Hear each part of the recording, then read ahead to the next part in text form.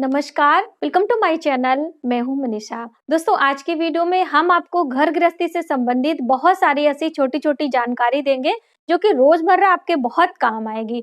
और यदि आप इन बातों का ध्यान करके अपने कार्य को करते हैं, तो आपके जीवन में बहुत सारी समस्याओं का समाधान स्वतः ही हो जाएगा। जाने-अनजाने में हम लोग बहुत सारी ऐसी गलतियां करते हैं जो कि हमें नहीं करनी चाहिए। तो आज की वीडियो में हम यही शेयर करेंगे कि क्या चीजें हमें कैसे करनी चाहिए, वास्तु के अनुसार क्या चीजें हमें कहाँ रखनी चाहिए, या फिर क्या गलतियां हैं जो हम प्रतिदिन दोहराते रहते हैं और उसकी वजह से हमारे बच्चों को और हमारे परिवार के अन्य सदस्यों को भी उसका भुगतान करना पड़ता है। तो चलिए देर ना करते हुए वीडियो की शुरुआत करते हैं। दोस्तों, यदि आप हमारे चैनल पर पहली बार आए हैं तो चैनल को सब्सक्राइब जरूर करें। सब्सक्राइब करने के लिए बेल आइकन को प्रेस करें, जिससे हमारी वीडियो की नोटिफिकेशन आपको सबसे पहले प्राप्त हो। दोस्तों, बहुत सारे लोग हमसे पूछते हैं कि आप ये सभी जानकारी कहाँ से लेकर आती हैं। तो दोस्तों, बहुत सारी जानकारी तो हमारी दादी नानी ने हम लोगों को सिखाया करती हैं, और हमारी दादी अभी भी हैं। दादी की उम्र 96 ईयर ओल्ड है और दादी बिल्कुल एक्टिव हैं। और वो सभी चीजें बचपन से हम लोगों को ये चीजें कहती रहती थी, कभी कभी डांट भी दिया करती थी कि ये चीजें आपको ऐसे नहीं करनी होती है। तो वो एक प्रकार से रूटीन में आ गई है, आदत में शामिल हो गई है। और हमने ये देखा कि आप बहुत सारे लोग इस तरह की वीडियो पसंद कर रहे थे, तो मैंने सोचा आपके साथ शेयर करूं, क्योंकि बहुत सारे लोग एकल परिवार में रहते हैं, जिनके घर में बड़े बुजुर्ग साथ में नहीं रहते, जिसके कारण ये सभी चीजें सीख नहीं पाते हैं। तो हम वहीं से लेकर आते हैं। कुछ चीजें हम पढ़ते रहते हैं, कुछ चीजें मेरा बेटा हमको बताता है, क्योंकि वो एस्ट्रोलॉजी का कोर्स करते रहते हैं, तो वहां भी ये सभी चीजें सिखाई जाती हैं। तो इस तरह से सभी जानकारी एकत्र करके हम आपके लिए ये लेकर आते हैं। तो चलिए वीडियो की शुरुआत करते हैं।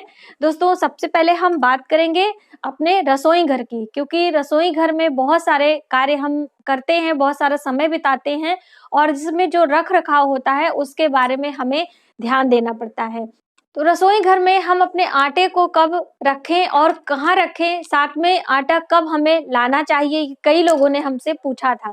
तो दोस्तों, मैंने आपको एक वीडियो भी दी थी जिसमें आटा आपको शनिवार के दिन अपने घर में लेके आना चाहिए। और मान लीजिए आप गेहूं, आपके घर में गेहूं अनाज है और उसे आप चक्की पर पिसने के लिए दे रहे हैं, तो वो भी आपको शनिवार के दिन पिसवाना चाहिए। और साथ में उसके साथ थोड़े से काले चने आपको उसमें डाल देना चाहिए। आप काले चने ना डाल के थोड़े से केसर आप डाल दीजिए, जो केसर के धागे होते हैं, उसे आप गेहूं में डाल के पिसवाते हैं तो माता लक्ष्मी की कृपा आपके घर में बनी रहती है। मान लीजिए केसर नहीं है, तो आप 5-6 तुलसी के पत्ते, जो सूखे वाले तुलसी के पत्ते होते हैं, गमले के आजू बाजू में गिरे होते हैं, आप उन्हें ले लें और अच्छे से धो के सुखा लें। और थोड़े से ड्राई पहले से ही होते हैं, और उन्हें आप जब भी आटा पिसवाएं तो आप उनके साथ में वो तुलसी के पत्ते पिसवा सकते हैं।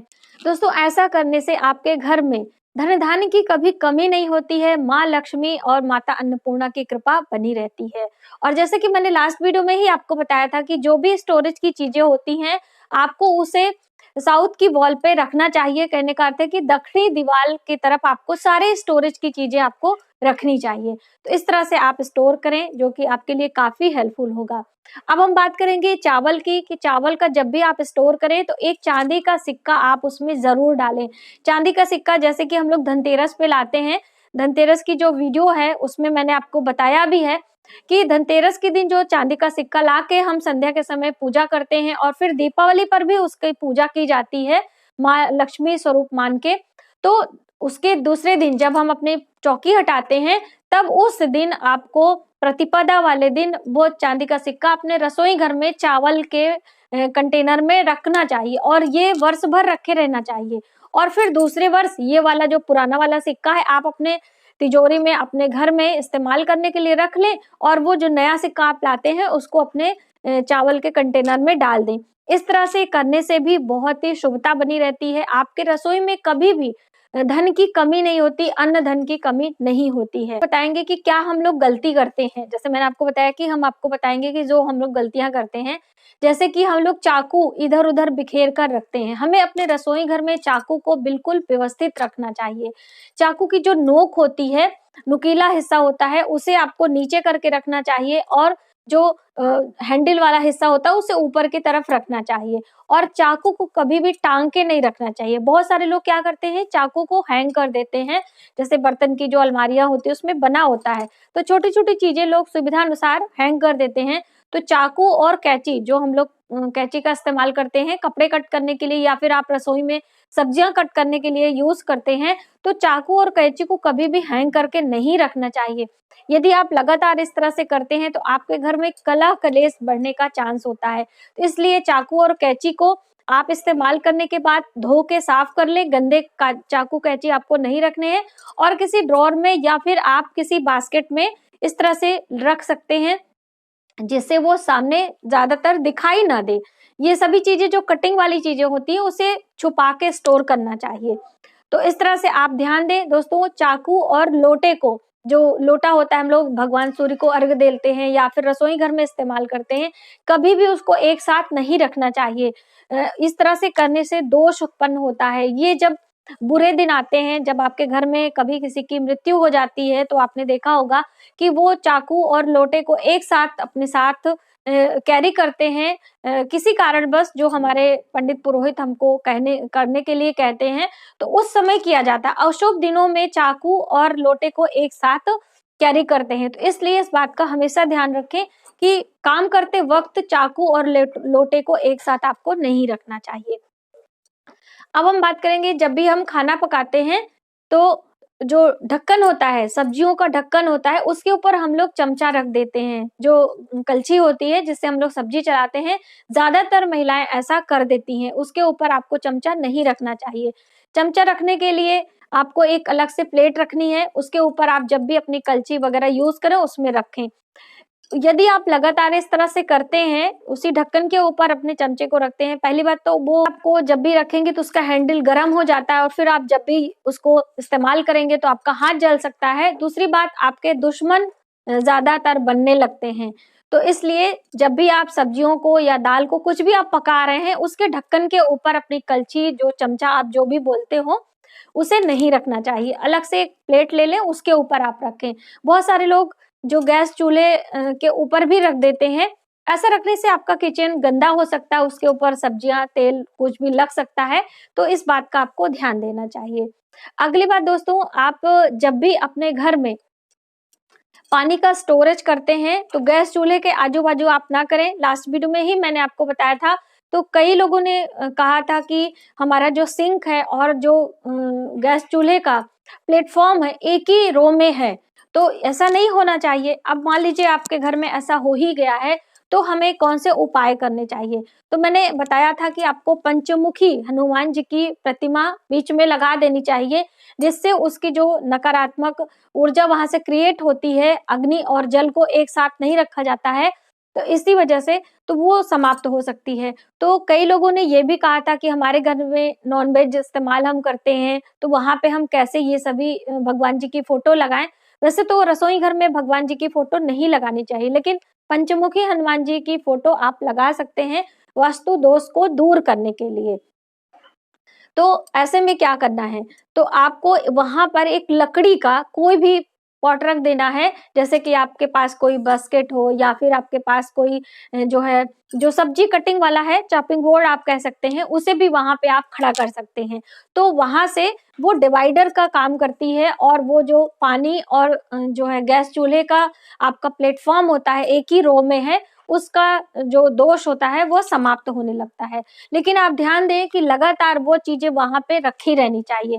इसलिए आप कोई भी एक लकड़ी का फ्लावर पॉट टाइप का ले लेते हैं, उसमें आप प्लांट लगा देते हैं। यदि आप छोटा सा प्लांट भी लगा देंगे तो भी अच्छा होगा, लेकिन इतना बड़ा हमारा किचन नहीं होता है कि सभी चीजें ऑर्गेनाइज वे में रखी जाए। तो आप वहां पे एक लकड़ी का कोई गुटका भी रख सकते हैं। मान लीजिए आपके घर में कोई लकड़ी का गुटका हो, आप उसे भी वहां पे रख दें, तो भी ऐसा जो दोष उत्पन्न होता है वह नहीं होगा। अब हम बात करते हैं दोस्तों, कई लोगों ने पूछा था कि हमारे घर में सिलबट्टा नहीं है। जो मैंने आपको बताया कि आप अपने घर में सिलबट्टे का इस्तेमाल किया करें। तो मान लीजिए आपको सिलबट्टा लेके आना है, तो आप ला सकते हैं। उसके लिए मैंने आपको एक वीडियो दी है, आप वह देखें और अपने घर में एक छोटा सा सिलबट्टा लेकर आए, जिसमें आप चटनी वगैरह बनाएं, या फिर जब भी कभी आपको अपने घर में ऐपन बनाना होता है। जब हम पूजा करते हैं, देवियों की पूजा करते हैं, तो उसमें ऐपन की आवश्यकता होती है। तो वो ऐपन आप उसी सिलबट्टे पे बनाया करें, इससे हमारे घर में शुभता बनी रहती है। तो ये बात आप जरूर ध्यान रखें। अब हम बात करेंगे दोस्तों डोर मैट के बारे में। जैसे कि हम लोग सभी दरवाजे के सामने डोर मैट लगाते हैं और जिसे पायदान भी कहा जाता है। तो डोर मैट लगाते समय हमें किन किन बातों का ध्यान रखना चाहिए। कभी कभी हम लोग अनजाने में ऐसी गलती कर देते हैं जिससे हमारे घर में बहुत सारी परेशानियों का सामना करना पड़ता है। तो वो गलती क्या है, पहले हम वो जानते हैं। दोस्तों, आप जब भी डोर मैट खरीदें तो ये ध्यान दें कि उस डोर मैट पे कोई ऐसा सिंबल ना बना हो जो अध्यात्म से जुड़ा हो। कहने का अर्थ है कि कभी कभी स्वस्तिक बना होता है, कभी कभी धन का कलश बना होता है जिसपे कलश भरा रहता है और धन की वर्षा होती रहती है। इस तरह के डोर मैट आपको नहीं लेने चाहिए।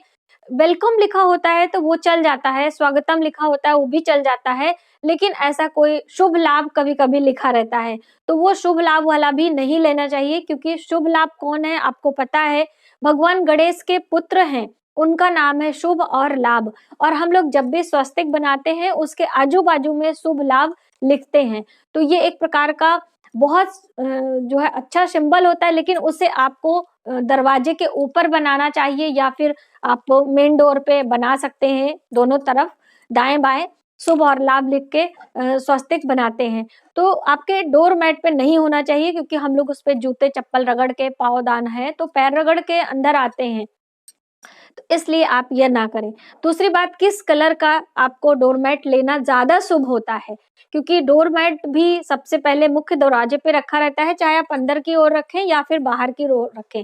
जब भी कोई हमारे घर मेहमान आता है, कोई भी आता है, तो उसकी निगाह सबसे पहले हमारे घर के पड़े हुए डोरमैट पे पड़ती है। इसलिए आप कभी भी फटा पुराना गंदा डोरमैट न लगाएं। आप अपने घर में जब भी झाड़ू पोछा करते हैं प्रतिदिन, तो डोरमैट को सबसे पहले आपको झाड़ देना चाहिए और समय समय पर उसकी धुलाई वगैरह करते रहना चाहिए, क्योंकि बाहर के जूते चप्पल की गंदगी वगैरह उसमें अक्सर आ जाती है। तो आपको हमेशा डोरमैट इस तरह से क्लीन करके रखना चाहिए। दूसरे, आपको बहुत ज्यादा चटक रंगों के डोरमैट नहीं लेने चाहिए। बहुत सारे लोग क्या करते हैं कि बहुत ज्यादा डार्क रेड या फिर डार्क ब्लैक वगैरह होता है, इस तरह के डोरमैट आप ना लें। डोरमैट लेने के लिए सबसे अच्छा कलर होता है ग्रीन। तो आप जब भी अपने घर डोरमैट लाएं, ग्रीन कलर का ले आए। डार्क ग्रीन जो होता है, लाइट ग्रीन आपको नहीं लेना है, डार्क ग्रीन जो होता है वो रंग आप लेकर आए। इससे आपके घर में शुभता बनी रहती है। और आपके घर में बहुत सारे जैसे बच्चे हैं कि इधर उधर फैला देते हैं डोरमैट, ऐसा नहीं होना चाहिए, आपको ध्यान देना है। तो आप ये करके देखिए, बहुत ही लाभ मिलता है। यदि आपको और लाभ लेना है तो आप अपने डोरमैट के नीचे थोड़ी सी फिटकरी आप छिड़क दें।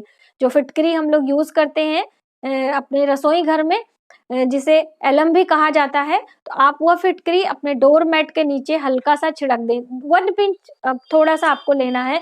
ऐसा करने से आपके घर में नकारात्मक ऊर्जा का प्रवेश नहीं होता है, वहीं पे स्टॉप हो जाता है और आपके अंदर घर के अंदर बहुत अच्छी एनर्जी आती है बाहर से हवाओं के द्वारा। इसलिए हम लोग मुख्य द्वार पे बहुत सारी ऐसी चीजें लगाते हैं कि जिसकी खुशबू या पेड़ पौधे, बहुत सारी मैंने जानकारी आपको दी है, तो वह वीडियो आप जरूर देखें। इस तरह से आप यदि अपने घर में इन छोटी छोटी बातों का ध्यान रखते हैं तो आपके घर में शुभता बनी रहती है, माता लक्ष्मी की कृपा रहती है, और जो बहुत सारे कलह कलेश और मानसिक परेशानियों का सामना करना पड़ता है, ये सभी आपको नहीं करनी पड़ेंगी। तो आज की वीडियो में बस इतना है। यदि हमारी जानकारी आपको थोड़ी सी भी हेल्पफुल लगे तो प्लीज हमारी वीडियो को लाइक करें, शेयर करें, सब्सक्राइब जरूर करें न्यू वीडियोस के लिए। Thank you.